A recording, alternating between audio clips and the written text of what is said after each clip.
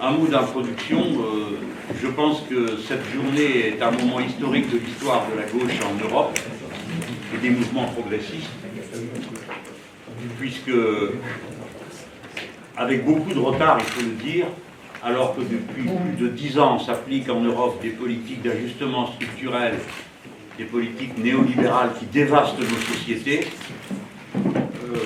jamais l'opposition à ces politiques, l'opposition progressiste, n'avait su trouver un espace commun pour délibérer. Je dis un espace commun, il y en a d'autres, des espaces communs partidaires, et il ne s'agit pas d'en nier l'intérêt, mais c'est la première fois qu'on peut retrouver dans un même forum des intellectuels, des syndicalistes et des responsables politiques. Nous sommes un peu à l'image du forum de São Paulo qui, en Amérique latine, avait permis de regrouper les résistances aux politiques d'ajustement structurel, qui au départ faisaient sourire en coin les observateurs qui s'étaient aperçus de l'existence de ce forum, car tous ne s'étaient pas aperçus de son existence. Mais de ces forums sont sortis ensuite 10 gouvernements en Amérique latine. Nous avons l'ambition, tous ceux qui participent à ce travail, que demain nous soyons le foyer de nombreux gouvernements en Europe et de politiques alternatives, évidemment. Voilà, cette première étape avait été convoquée en novembre, mais il y a eu les attentats dont vous gardez le souvenir comme nous. Nous l'avons annulée et donc reconvoquée cette fois-ci. C'est la première réunion, elle a à la fois un côté un peu formel de première réunion, mais déjà elle avance beaucoup dans le contenu des débats. Notre suivante rencontre aura lieu à Madrid et le cas échéant, si vous souhaitez interroger sur ce point, vous avez ici Lola Sanchez, députée européenne de Podemos, qui pourra répondre aux éventuelles interrogations. Notre objectif est de constituer un comité permanent qui permettra de la réunion à intervalles réguliers en Europe de telles conférences comme aujourd'hui. Nous envisageons qu'au mois de juin prochain, il y ait une nouvelle session de la conférence, après celle de Madrid, qui pourrait avoir lieu en Allemagne, et Oscar Lafontaine, qui est là, vous en dira ce que vous lui demanderez d'en dire.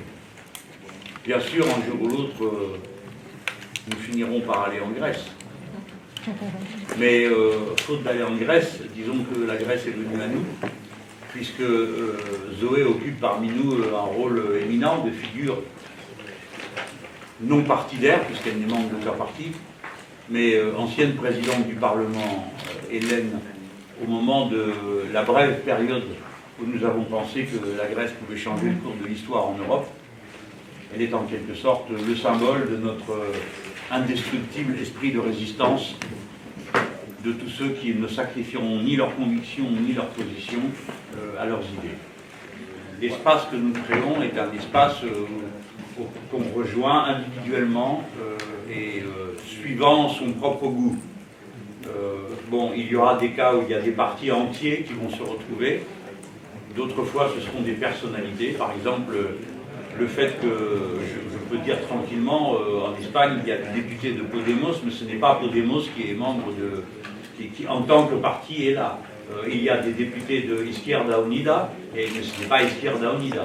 Et ainsi de suite. Nous avons utilisé cette méthode pour décontracter les rapports, et d'abord pour décontracter les rapports, rendre facile l'accès au forum, qui doit être très ouvert. On ne sait pas mettre plan B au pluriel. On aurait peut-être dû mettre des S partout, mais plan BS, ça faisait bizarre. Bon, mais il y a, comme tout à l'heure vous avez pu entendre, des plans B qui sont sur la table. Il y a un ample travail pour arriver à se comprendre et dépasser des fois des malentendus. Tout à l'heure, moi j'ai essayé d'enlever un dans le débat sur l'euro. C'est la bonne méthode, c'est la plus agrégative. Il est clair que tout le monde qui est dans une attitude de résistance aux politiques néolibérales, aux politiques de grande coalition avec la droite et les sociaux-démocrates, a vocation à se retrouver dans le plan B. Et c'est pourquoi moi je n'exclus pas que l'on voit bientôt des députés ou des responsables socialistes se mettre à participer au forum plan B, et nous ne leur demanderons pas d'acte d'abjuration de leur passé, qui est souvent critiquable, ou de leur parti, qui le sont à peu près tout le temps. pour pouvoir participer à nos travaux. On dira bienvenue à tous ceux qui veulent ouvrir une alternative en Europe. Donc, pas de négociations, mais des réconciliations en chaîne. On commence par les étapes. Oui, oui. L'idée, c'est de créer, construire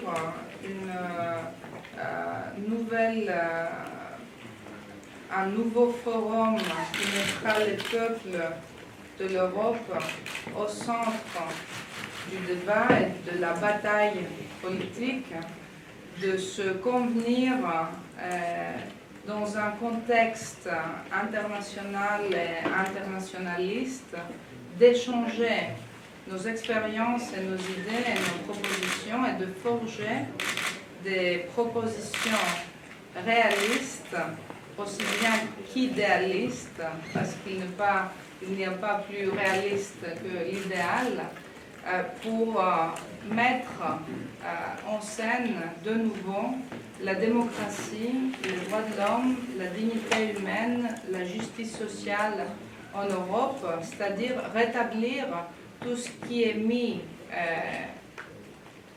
sous une atteinte sans précédent dans le contexte de l'opération des institutions européennes, notamment l'Eurogroupe et la Banque centrale européenne. Celui-ci est un premier pas, une première réunion. Nous sommes très persistants puisque même si notre sommet a été annulé dû aux attentats meurtriers de novembre, nous nous sommes convenus, grâce à Jean-Luc Mélenchon et le parti de gauche, qui ont pris en charge toute cette organisation et toute la structure des débats et de la conférence. Une deuxième étape est en train de s'annoncer en fait. Elle a été déjà organisée puisque depuis octobre 2015, nous nous sommes convenus à Madrid à Bruxelles, excusez-moi, pour envisager la deuxième étape qui se tiendra à Madrid, et Lola Sanchez pourra en parler tout de suite. On envisage des réunions fréquentes dans les différents pays européens. Et Oscar Lafontaine a eu la gentillesse de proposer d'organiser la troisième réunion en Allemagne l'été prochain. Et puis, comme Jean-Luc Mélenchon vient de dire, il y a toujours dans l'horizon la Grèce, parce que la Grèce a vraiment trop souffert des politiques d'austérité et de violation de la démocratie, mais la Grèce a aussi servi comme exemple de résistance à ces politiques. Well, I'm very sorry I cannot speak French, so I will speak Spanish and he's going to translate me. Bueno, como ha dicho Jean-Luc, en estas primeras fases de estas conferencias sobre el Plan B, comme a dit Jean-Luc dans cette première phrase sur la conférence du Plan B, somos personas de forma individual las que estamos potenciando esto y en la organización. nous sommes des personnes qui venons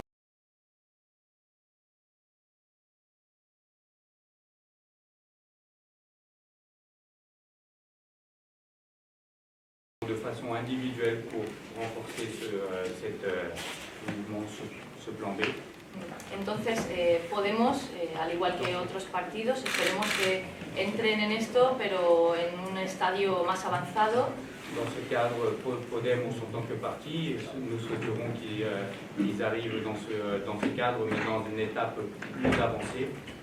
Y en el sentido de integrar a socialistas, pues también lo ha dicho Jean-Luc Mélenchon que no tenemos las puertas cerradas a nadie que se oponga a este modelo de Europa y que se oponga a la austeridad y a las políticas terribles.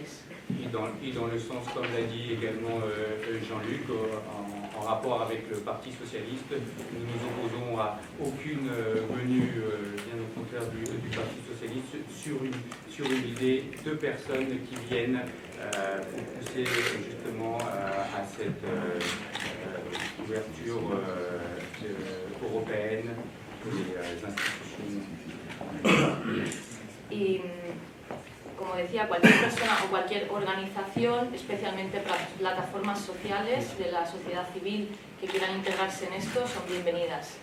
Et toutes les plateformes sociales ou personnes sont bien évidemment les bienvenues dans cette plateforme.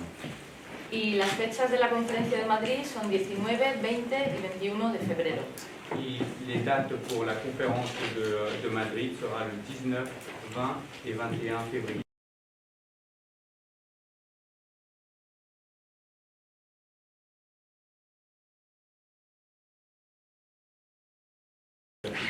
Mais je pourrais faire une réponse que personnelle, parce qu'il n'y a pas de point de vue de notre regroupement sur la politique de Podemos. C'est l'affaire de Podemos.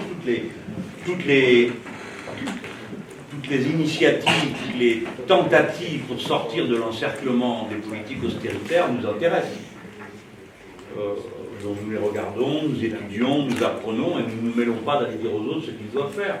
Sauf quand ce qu'ils font est catastrophique pour nous. Par exemple, clairement, je peux dire que je désapprouve absolument le choix qu'a fait mon camarade Alexis Tsipras, je peux le dire. Et je le dis facilement parce que je ne voudrais pas, je ne le dis pas pour lui faire la leçon, que le peuple grec s'en débrouille, mais parce que je ne voudrais pas qu'il y ait une seule personne en France qui croit que moi je céderai. Moi je ne céderai jamais. Et si par une espèce d'amitié qui aveuglée, qui florerait bon l'ancien internationalisme obligatoire et aligné, je venais à approuver quelque chose de cette nature ou à avoir de la tendresse pour ça, ça reviendrait à me désavouer moi-même. Il n'en est pas question. Par contre, j'ai bien vu ce qu'ont fait nos camarades du Bloco et du Parti communiste portugais au Portugal, et je constate que l'étau s'est desserré. C'est déjà ça. C'est un résultat. L'étau ne s'est pas desserré en Grèce, mais il s'est desserré au Portugal. C'est quand même incroyable. Et bien c'est comme ça. Je vais faire deux observations pour terminer et ne pas impliquer mes camarades dans des commentaires qui sont purement personnels. Je voudrais faire remarquer que si les socialistes espagnols sont conduits à se poser des questions, c'est parce que Podemos est arrivé à plus de 20%. Nous verrons bien ce que feront les nôtres quand j'y serai parvenu. Et la deuxième remarque, c'est que le destin de l'Europe est assez étroitement lié aux volontés du gouvernement allemand pour toutes les raisons que tout le monde connaît ici, notamment liées à la puissance de l'Allemagne. Or, si la situation politique en Europe est verrouillée, c'est parce que les sociodémocrates allemands, qui disposent dans le Bundestag d'une majorité rouge, rose, vert, refusent de constituer cette majorité, puisque vous savez que la constitution allemande dispose qu'on peut renverser un gouvernement si on a une coalition majoritaire à y opposer. Et si les sociodémocrates allemands décidaient de faire un bloc avec les Verts et avec Die Linke, il y aurait une majorité alternative. Et je peux vous dire, Oscar est parti, c'est bien dommage, qu'il n'y a pas un camarade de Die Linke qui dit qu'il refuserait une telle coalition. Parce que ça voudrait dire un changement majeur du rapport de force en Europe. Alors à partir de là, ce qu'il faut considérer, ce n'est pas si nous faisons des pas ou non. Ce qu'il faut considérer, c'est si les socialistes font des pas ou non vers la rupture. Je vous dis ça avec cette force parce que je viens déjà de lire quelques commentaires où l'on me fait la leçon. On me dit que, eh bien, je n'ai qu'à faire comme mes camarades de Podemos ou d'ailleurs. Mais mes amis, vous verrez bien ce que je ferai à 20%. Je n'y suis pas. La question n'est pas ce que moi je vais faire. C'est de savoir si M. Hollande et M. Valls sont décidés à faire autre chose qu'une politique de droite. Et si M. Sigmar Gabriel peut faire autre chose que de porter la sacoche de Mme Merkel. C'est ça la véritable question en Europe. Ce n'est pas ce que nous allons faire. Parce que nous ne sommes pas au pouvoir. Et la responsabilité de la situation échoit entièrement à ceux qui sont au pouvoir, entièrement à ceux qui sont les plus forts, et pas à ceux qui sont les plus faibles et qui disputent leur espace au prix de batailles inouïes, de violence et de nécessité d'endurance. Mais ça n'engage que moi, ce que je suis en train de vous dire.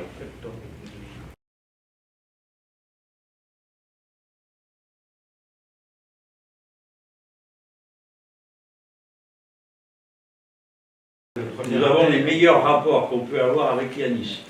C'est-à-dire que quand il est là, on est content, et quand il n'est pas là, on le regrette.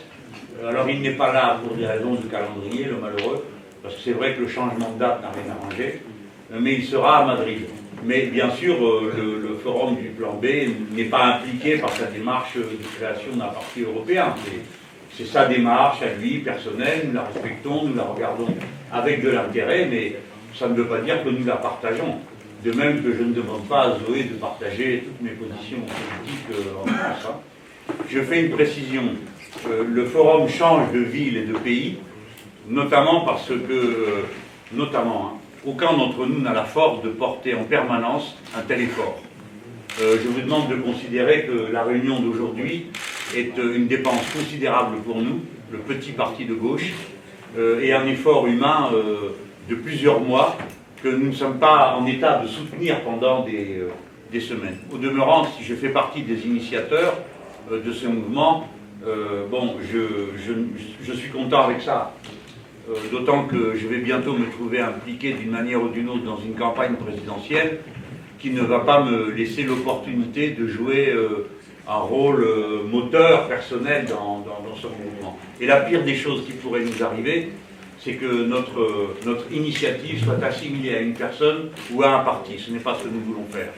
Et même si nous reconnaissons et nous attribuons à Zoé des qualités qu'elle n'a pas demandées, de représentation collective, c'est aussi parce qu'elle-même n'est membre d'aucun parti. Et par conséquent, elle facilite à chacun d'entre nous un certain confort à se trouver autour d'elle. Nos liens sont permanents. Je veux insister là-dessus pour que vous compreniez bien. Il y a une gauche qui est passée sous les radars des observateurs pendant des années. Je me rappelle que la première fois qu'Alexis Tsipras est venu ici à Paris en 2012, aucun responsable politique n'a accepté de l'accueillir. Et nous étions, Pierre Laurent et moi, à organiser une conférence de presse à l'Assemblée nationale, et seul le président de l'Assemblée nationale, Claude Barthelon, n'a même pas entrebâillé sa porte pour lui dire bonjour.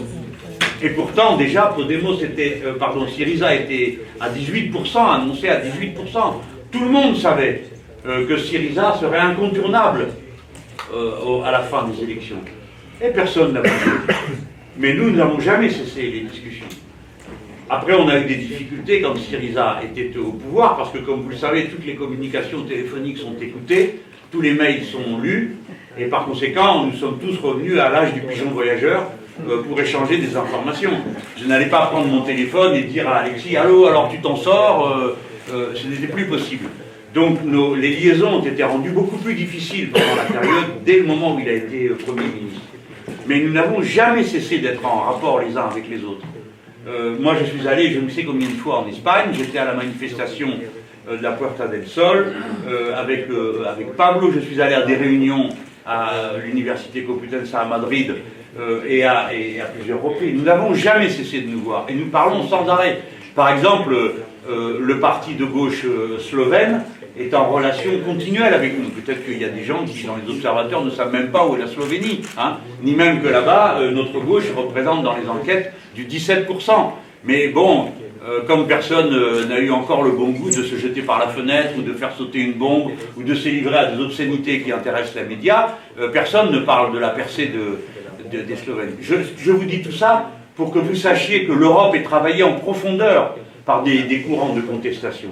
Et évidemment, comme vous le dites, les partis sociaux-démocrates sont travaillés aussi en profondeur par deux ailes. L'une qui dit « mais où allons-nous? Nous allons mourir si nous continuons comme ça ». Et l'autre qui est devenue folle et qui est, bon, qui n'était même pas une droite décomplexée, c'est de la droite pure et simple.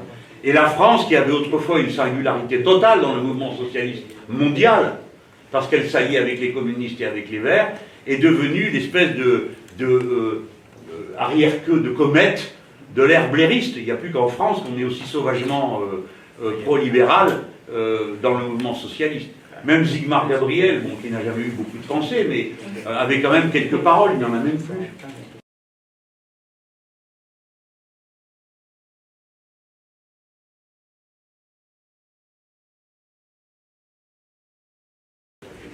Bon, la politique migratoire et notamment la question de l'accueil des réfugiés, c'est à moi de vous poser la question. La politique migratoire et la question des réfugiés, bon, nous voyons essentiellement les conséquences des politiques européennes. Les pays dont les structures productives sont détruites du fait des accords et des partenariats économiques libèrent ou mettent en mouvement des millions de gens qui n'ont pas d'autre issue, tout simplement parce que l'agriculture vivrière ne permet plus de vivre et parce que l'insertion dans ce qu'ils appellent le marché mondial passe par la destruction de toutes les structures traditionnelles de production. Donc pour nous, les migrations n'ont jamais été autre chose que la conséquence de la dévastation de ces pays. Et c'est le point qui n'est jamais mis en discussion. Mais pourquoi ces pays sont-ils dévastés? Pour les mêmes raisons que les nôtres le sont. C'est la même politique qui s'applique. En ce qui concerne les réfugiés, nous ne sommes pas loin de la même question, puisque ce sont des réfugiés de guerre dans lesquels l'Europe a les doigts et les bras entiers d'engager. Cependant, nous observons tous de la même manière que nos adversaires politiques cherchent à utiliser toutes les situations à leur profit. C'est eux qui provoquent des vagues d'exil majeures et c'est eux ensuite qui organisent à l'arrivée le racisme et la xénophobie contre les gens qu'ils ont eux-mêmes fait partir. Si bien qu'ils ont l'impression de gagner sur les tableaux. Et Madame Lagarde vient de couronner tout cela par une déclaration absolument inouïe, dont on peut considérer qu'elle est un apport et une contribution directe à tous les programmes d'extrême droite de toute l'Europe, puisqu'elle propose que les réfugiés soient immédiatement intégrés dans le marché du travail sans tenir compte des salaires minimums qui existent dans les pays où ils arrivent. Alors on peut dire que comme proposition pour mettre le feu aux poudres, il n'y a pas au-dessus. Que d'organiser la compétition et la lutte pour le pain quotidien entre les travailleurs. Voilà ce que je peux vous dire à cette heure, mais je dois aussi dire par honnêteté que ça n'est pas dans l'ordre du jour du sommet du plan B aujourd'hui, ni à celui de l'Espagne, alors peut-être que ça le sera à celui de Berlin, qui aura lieu, de Berlin ou de Saarbrück, on ne sait pas encore, qui aura lieu au mois de juin.